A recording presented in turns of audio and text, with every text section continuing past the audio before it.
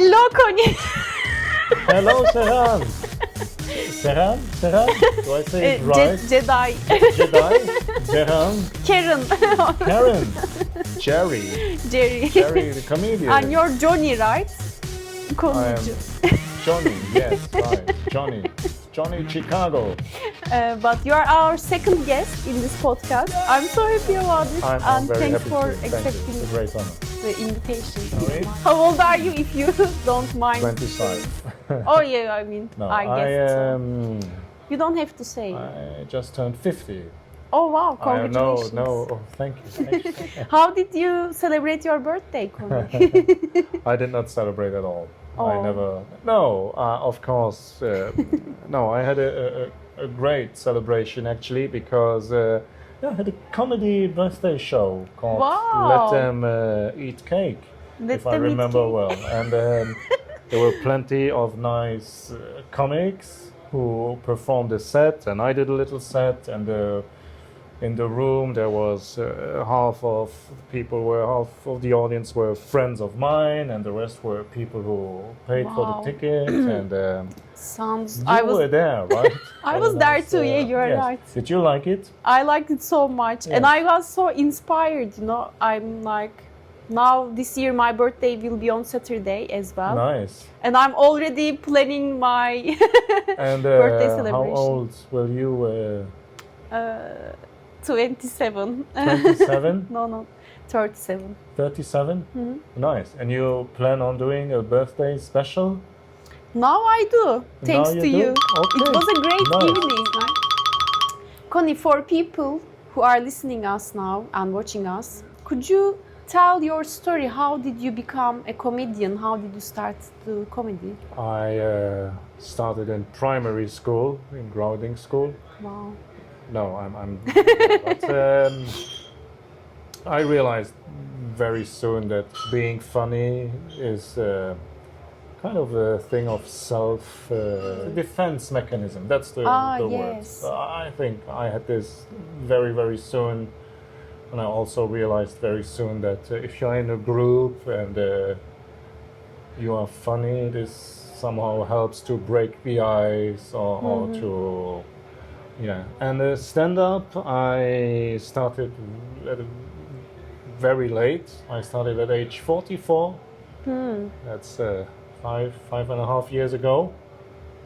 And it was during the COVID days, so there were 5-6 comics, and in the audience there were maybe 15 or 20. You had the rules. People had to sit separately, and we had to disinfect the mic after each time. Wow. I think we should still do that, but Yes, never. Was that in this room or no? This was in a place called Théâtre Le 10, which is a tiny theater, and so I did 2 minutes. I had a few laughs and. Huge adrenaline. I still don't know how I got on the stage, and I don't even know how I got home that night. Wow. Then I decided, hey, let's do more. So I signed up for an English open mic, and it was my second time on stage, and I bombed horribly.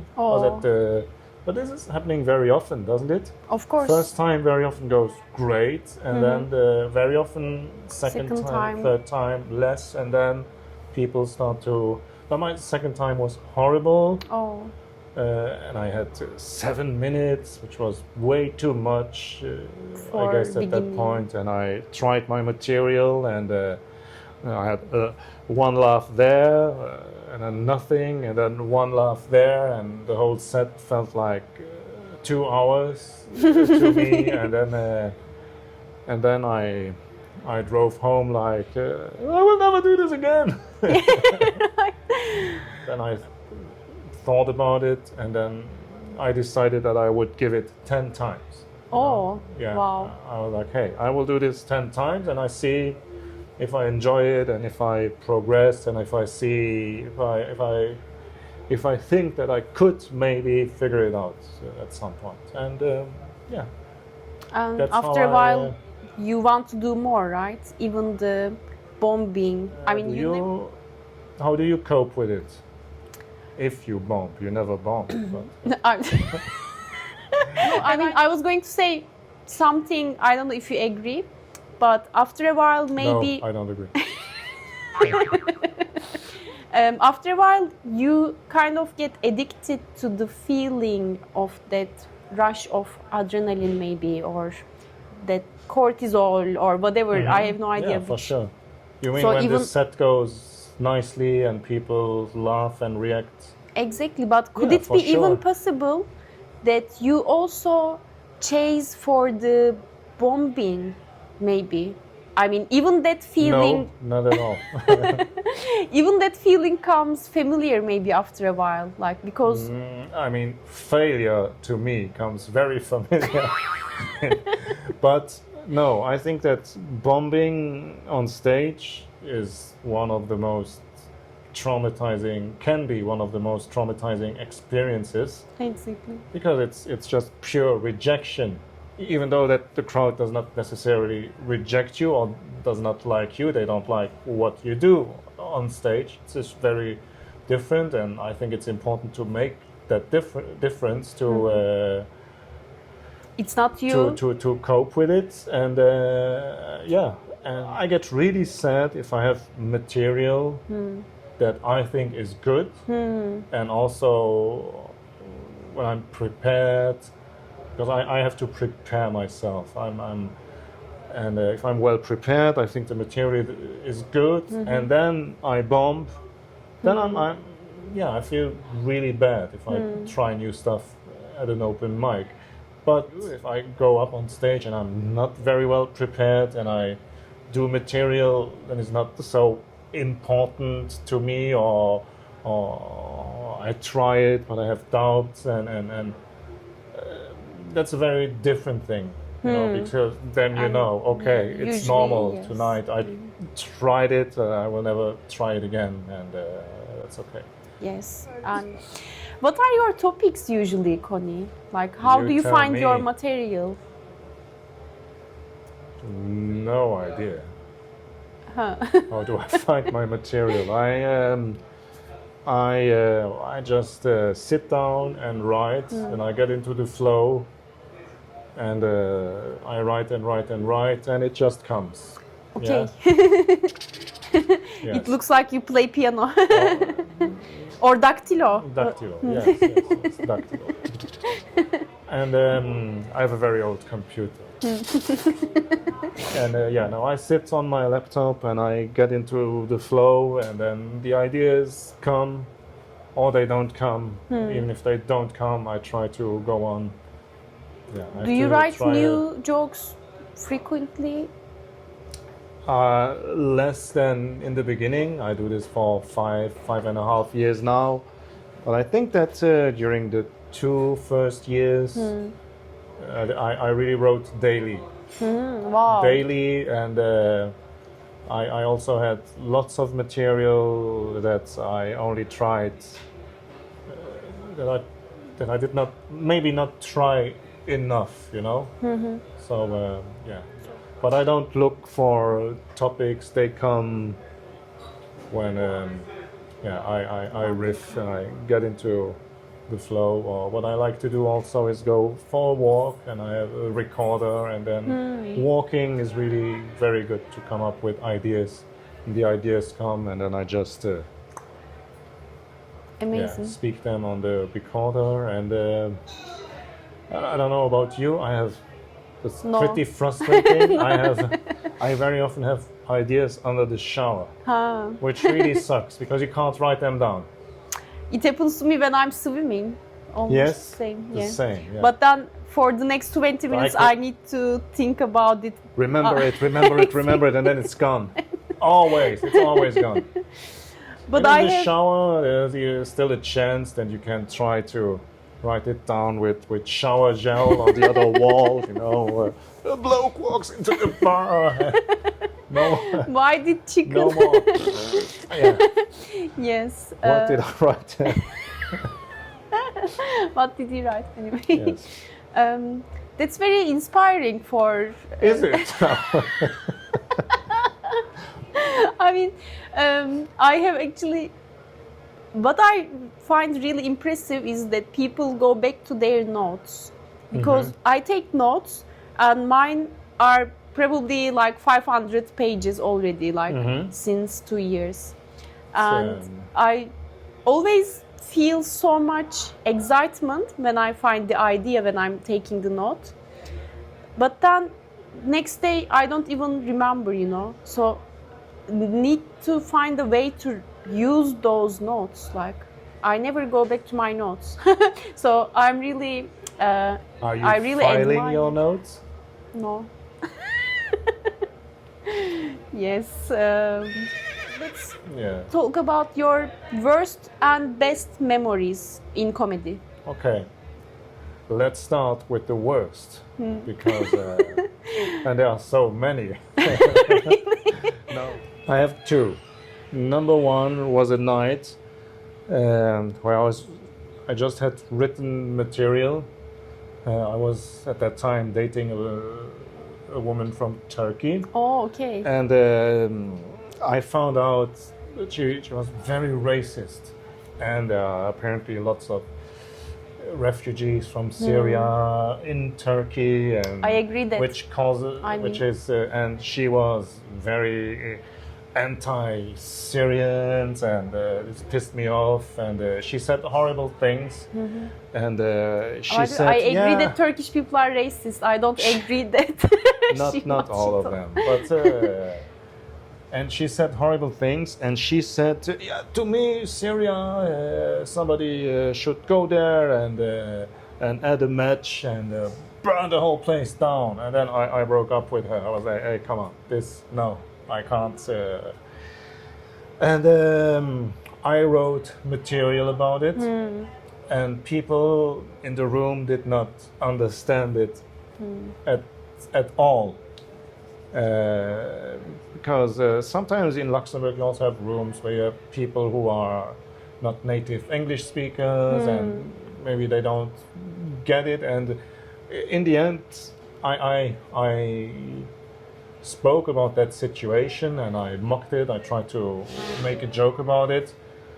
And in the end, they took me for racist. Oh. You know, they did not get that I was talking about her and it was an making irony. fun and they were really booing and it was horrible. Really? And Was it in Luxembourgish it or was in English? in Luxembourg. It was an English set, and I drove home with tears in my eyes. It was horrible because first of all I had just been through the breakup, and it wasn't a nice feeling at all, you know, because getting heckled is one thing, but they really misunderstood me, and that hurt. And the second one was when the Russian war in Ukraine came up. I had written material, fake Putin diaries, and I had tried it at a first open mic, and it went well.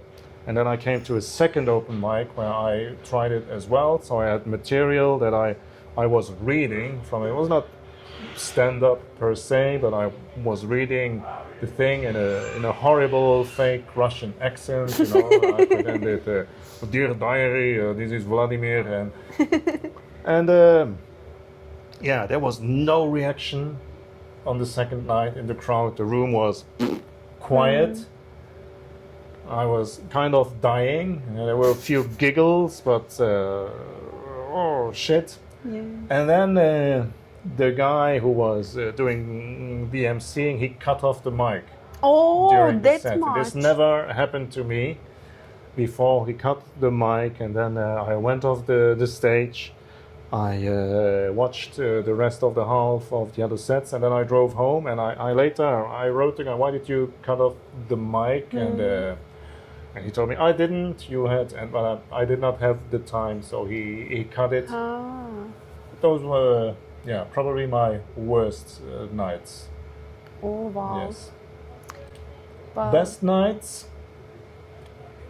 The first time I performed here at Updown Bar, because it was still very fresh. I was still in this, let's give it 10 times. sets to figure it out. It was probably my 5th, 6th or 7th set or something like this. And I got invited to this place the first time. I came here and I did not make a brilliant set. The set was okay, I had laughs. But this was the first time that I really felt like, hey, I'm a comic, I'm a comedian. That's nice. I'm, you know.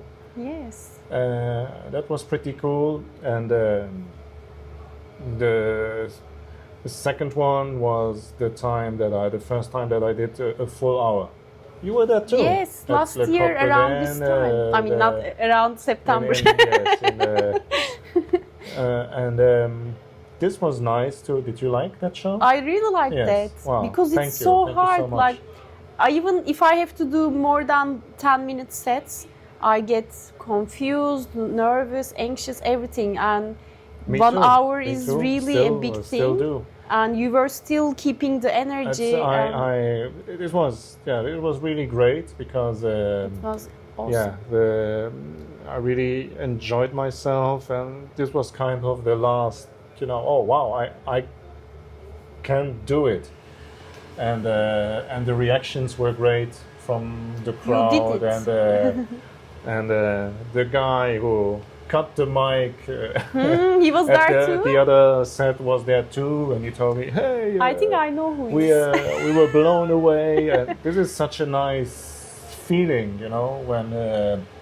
And I have one more. Also, that was the birthday show. It's really Yes. awesome, and It thank was a you all to wonderful all of you idea. but it could have also been the opposite. Could also have been horrible nights, and but thank you all for doing it. All the comics who were there, and sorry to all the comics I did not ask, because there are so many I could have asked and who would have done a great job too, and who I appreciate and like, and but it really warmed my heart, and it was really super. Yes, I'm So really. 3 positive ones, 2 negative ones. Who is still saying that I'm a glass half empty kind of guy? You're like 2/5 I'm- empty. I have changed. for the, Unfortunately, I only know you from, for 1.5, 2 years almost. So I wish I knew you even before. Then I would have said you have changed or not. But since I've known you, you were always an awesome comedian. So thank you so much. Really appreciate it. yes, thanks for being here, and thanks for. I thank you for having me. I mean, once again. here it's also meaning Are we having that a commercial break now? if you wanna promote any of your products, We have a Instagram. commercial break now, and then we tell the truth. Actually, that joke of yours, I never liked. Yes. No, I mean, it's great to have you here, meaning in the Luxembourg comedy scene. Thank you. What do you think about Luxembourg comedy scene in general? And also, we have a really special thing here. We have multilingual comedians, and you do comedy in several languages as well. Yes. Which languages you perform, and I- which one is your favorite? And as a general, how do you find Luxembourg comedy scene? I perform in English, in French, and in Luxembourgish. And I don't really have a favorite, but they are all very different. If you're in front of a Luxembourgish crowd and you only have Luxembourgish people, it's a very different, the reactions are very different. If you are at a French show, it's also very different. The expectations are different ones, and also the background of the people, the knowledge of the people is very very different one. I don't have a preference, but I find it hard to. I don't use the same material in all the languages, because very often what works in English doesn't work. A pun in English doesn't work in French or in Luxembourgish, and the English shows, and be it pro shows or open mics, I think in Luxembourg they can be challenging due to the fact that you have this open mic here that we are having every Thursday, Luxembourg Comedy open mic down here. You always have a very different audience, you know? You can have a night where you have 10 Germans, 3 French people, and 5 guys from Poland, and they have different references. And then the other night you have, 10 Italians, 10 Luxembourgish people, and then people from the Netherlands or wherever. But you know what I mean? Exactly. The reaction is always a different one. And in general, I think that nowadays, when I grew up a long time ago, there were, and I was a kid, there were 3 TV channels. Everybody had the same reference. Everybody was watching the same thing. Everybody was reading the same newspapers.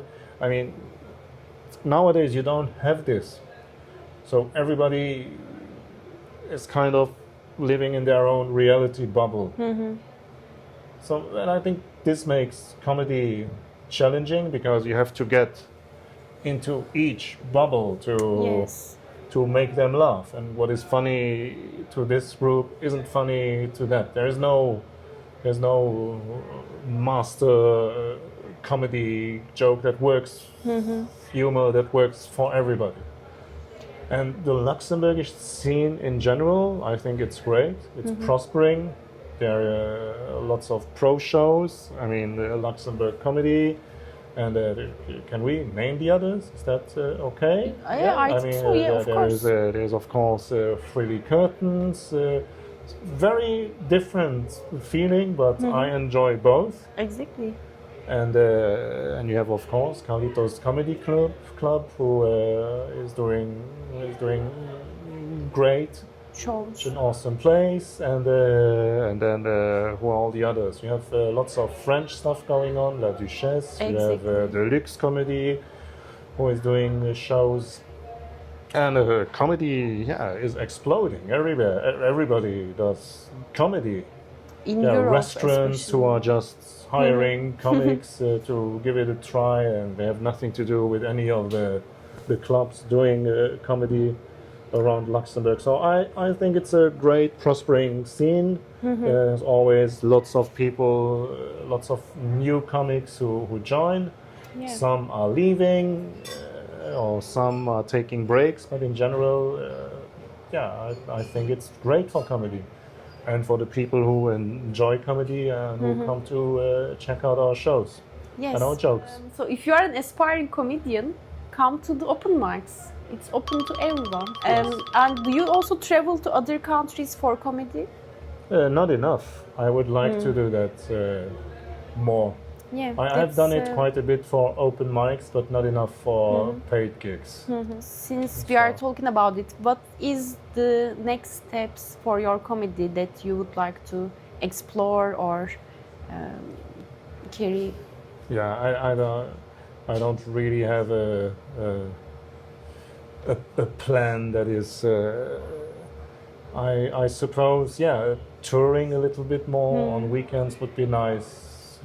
Just to see how people react to what I say on stage in other places, other countries. That would be a nice thing, and I probably have to do a little bit more of that social media thing, which I really don't like. But it's not really working. hard. It's not working without it anymore. It's so powerful, and you cannot be a comic that without doesn't having want to show their face. I don't like the whole concept, so it's difficult for me. I think they're already way too powerful, and they're getting more and more powerful. But there's no way around it nowadays. If you don't have, I don't know, 1,000 followers on Instagram, nobody will probably book you if you don't post clips weekly or three. And I'm only I'm on a short. I'm only a few short follower-wise, and but yeah, I suppose I will have to do that, and then of course, keep on writing new material, writing more silly songs, and. One thing very special about you is that you use music in your comedy. Thank you for calling it music, but yes, I do sing silly songs. That's a yes. real delight whenever you bring your ukulele on stage, and maybe also triangle in the next steps. Whenever you bring your ukulele on stage, it's changing everything in the room. Suddenly people are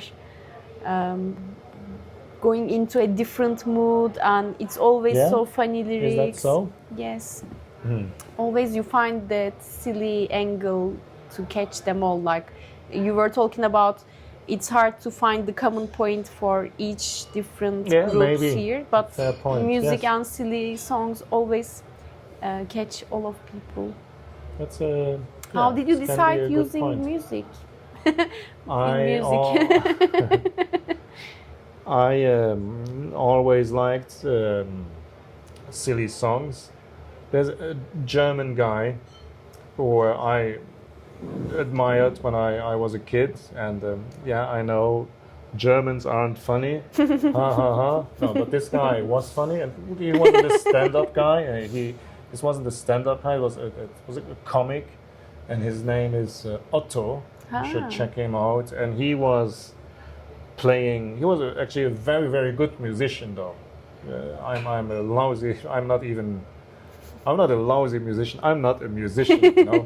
But this guy, he was really good. He had a great voice, and he did silly songs and silly sketches and silly puns, and there wasn't lots of stand-up around when I was growing up. This American style, hey, what's up, guys?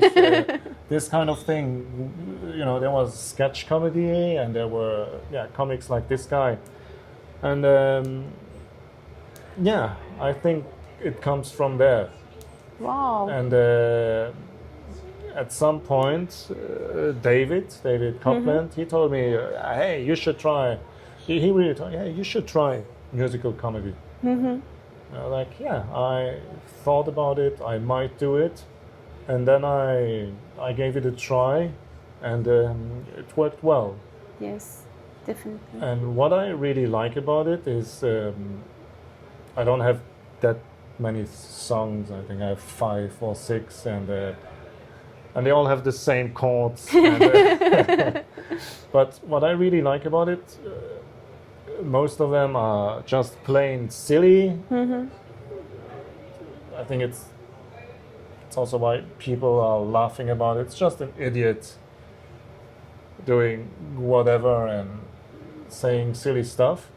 But the one I was singing at the birthday show, those one-liners, this song, those are all one-liners that I've been writing to perform as one-liners without music. And some of them I've tried, some of them are new, but the ones I tried without the music, they did not work very well.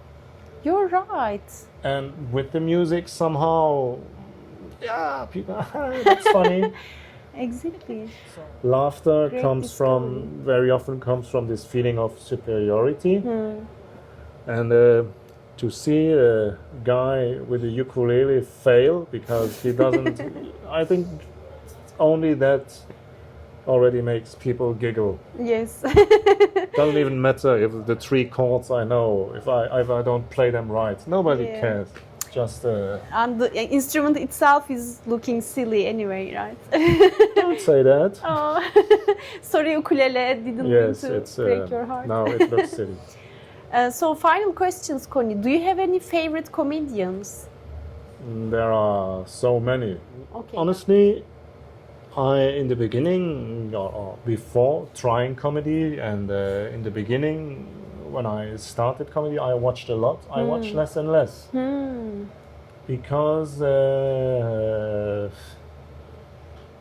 it's very different to watch comedy at a club. I think what I like is the live comedy. That's a quite different. Yeah, I feeling. agree.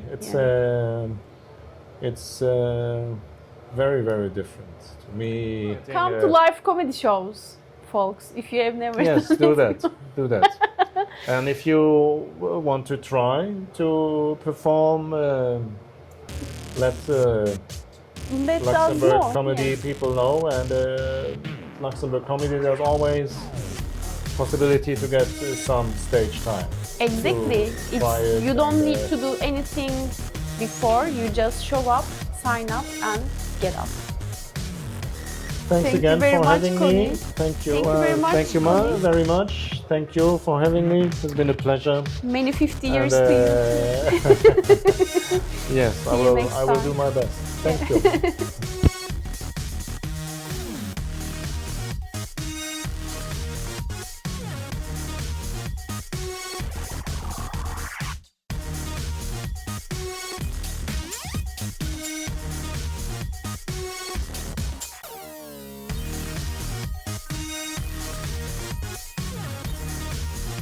I don't know what. No, I think that's one of the worst asks, right? Like, hey, tell us a joke. Yeah, people. Yes, exactly.